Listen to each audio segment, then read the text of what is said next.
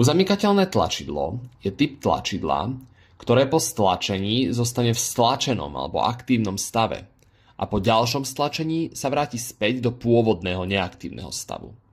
Funguje teda tak, že keď sa stlačí, tak obvod sa uzavrie a aj zostane uzavretý a až keď sa stlačí znova, tak sa obvod preruší a tlačidlo sa vráti do pôvodnej polohy. Na tejto schéme máme zapojený mikrokontrolér ESP32 k breadboardu. Na breadboarde je zapojené uzamykateľné tlačidlo, LED dióda a potrebné rezistory. Modrým vodičom spájame pin ground z ESP32 na záporný pól breadboardu. Červeným vodičom spájame pin 3,3 V z ESP32 na kladný pól breadboardu. Tlačidlo zapojíme tak, aby bolo cez odpor pripojené na záporný pól breadboardu, cez červený vodič na kladný pól breadboardu a cez zelený vodič na pin GPIO 21 na ESP32.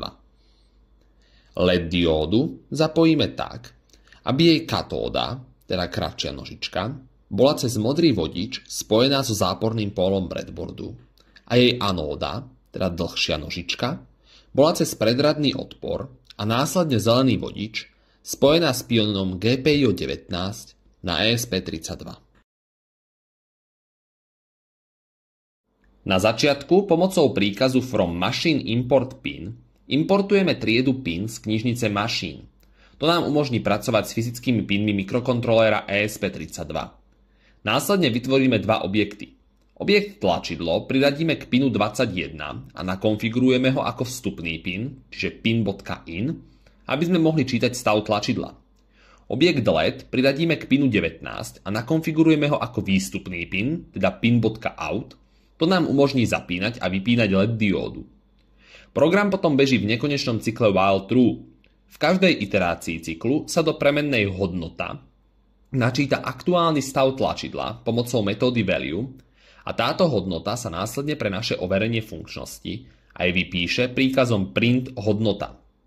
Následne pomocou podmienky if vyhodnotíme, či je hodnota rovná 1, a teda či je tlačidlo stlačené. Ak áno, vykoná sa príkaz LED on, ktorý zapne LED diódu.